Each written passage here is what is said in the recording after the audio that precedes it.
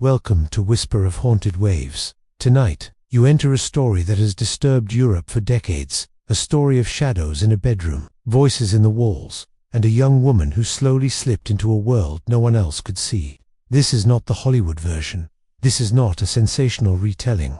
This is the dark, suffocating reality of Anneliese Michel, a case that shook the church, terrified witnesses, and left behind questions that still whisper through the world of the paranormal. Anneliese Michel grew up in a small German town, surrounded by routine, tradition, and faith.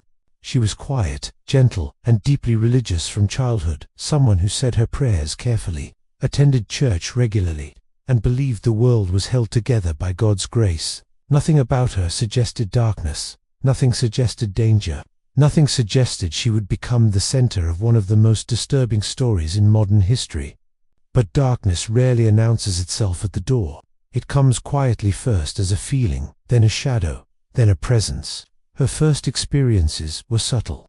A weight on her chest as she slept, moments of waking but feeling unable to move, flickers in the corner of her vision, whispers she couldn't explain.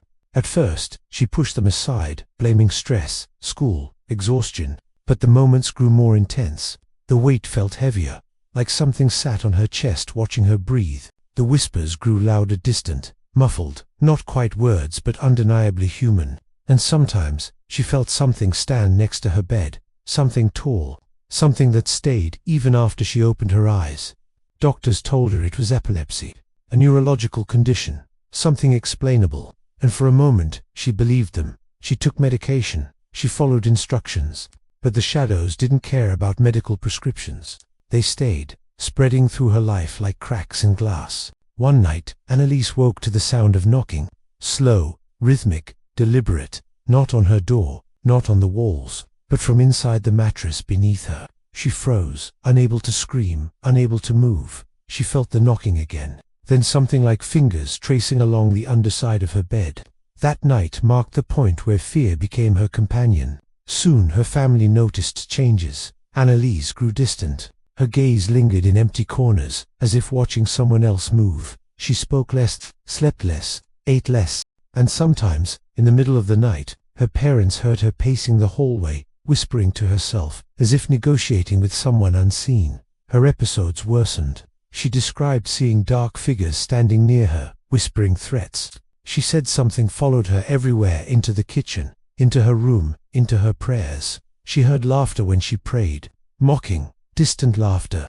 She said she felt a hand on her shoulder whenever she tried to sleep, and she began avoiding holy objects. The rosary she had held since childhood burned her palms with a heat she couldn't explain. Religious pictures made her cry out in fear.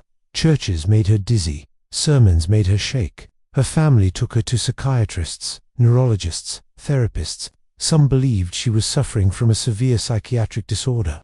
Others admitted they had never seen symptoms like hers. Nothing they prescribed helped. Her nightmares deepened. She stopped eating for days. She claimed something was feeding on her strength. She said she wasn't alone anymore. Something inside her whispered to. By now, her parents were desperate. They contacted priests, seeking spiritual guidance. Some were skeptical. Others admitted her symptoms resembled cases they had only read about in ancient texts. They monitored her closely, documenting unusual behavior, hoping for clarity. But clarity never came, only more darkness. Her behavior became frightening. She screamed without reason. She spoke languages she never studied. She refused food and water for long periods, claiming something inside her didn't want her to eat. She said unseen hands tugged at her hair, pushed her to the floor, whispered threats in her ear. At times, she curled into a corner of her room, trembling violently. Saying something stood across from her, watching her with eyes made of nothing. Her family begged the church for an exorcism. At first, the request was denied. Official exorcisms require strict criteria. But as priests continued observing her, something shifted. They saw bruises appear without explanation.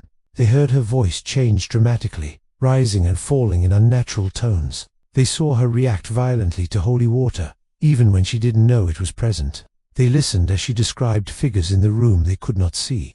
They saw her entire demeanor change in seconds, calm one moment, then consumed by rage the next. Finally, the church approved an exorcism. When the priests arrived, they felt something oppressive in the air. the room felt colder. The walls felt like they were closing in. As they began the ritual, Anneliese screamed a raw, guttural sound that did not sound human.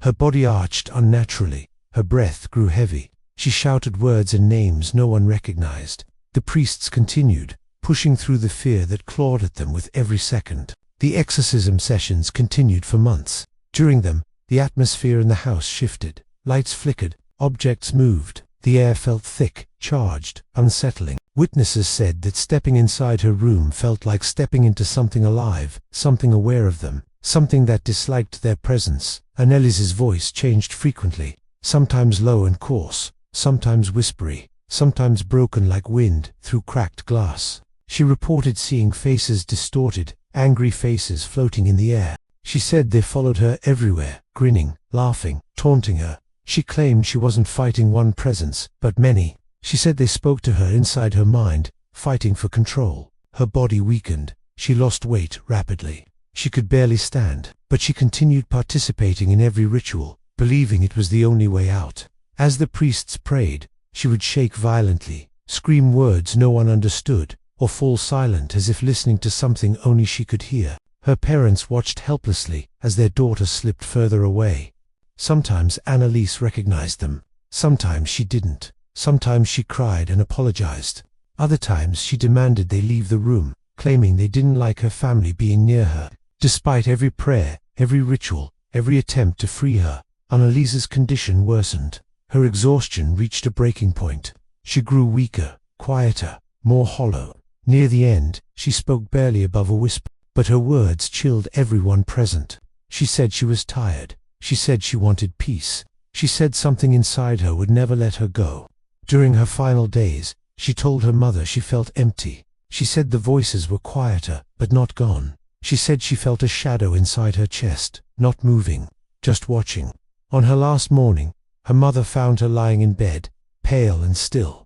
Before she passed, she whispered, "Please, let me leave now." Her death shook everyone involved, her family, the priests, the doctors, the investigators. The case went to court. Accusations were made. Opinions collided. Medical explanations clashed with spiritual ones. But in the end, no one could explain everything that happened. Too many witnesses saw too many unexplainable things. Too many signs defied logic. Too many moments felt like something truly dark had moved through that house. Her story spread across the world. Some called it possession. Others called it tragedy. Some blamed illness. Others blamed forces beyond understanding. But the truth, whatever it was, remains, shrouded in silence, fear, and unanswered questions. The recordings from her exorcism still exist. Her voice, shifting, cracking, echoing with something cold, still haunts those who listen. The house where she lived still stands, quiet and ordinary on the outside, but forever marked by what happened inside its walls. The Exorcism of Anneliese Michel is not just a story. It is a warning, a reminder that between the world we see and the world we fear, there are shadows, and sometimes those shadows find a way in. Thank you for watching Whisper of Haunted Waves, and remember, some battles are fought in the dark, and some spirits never stop whispering. Follow for more.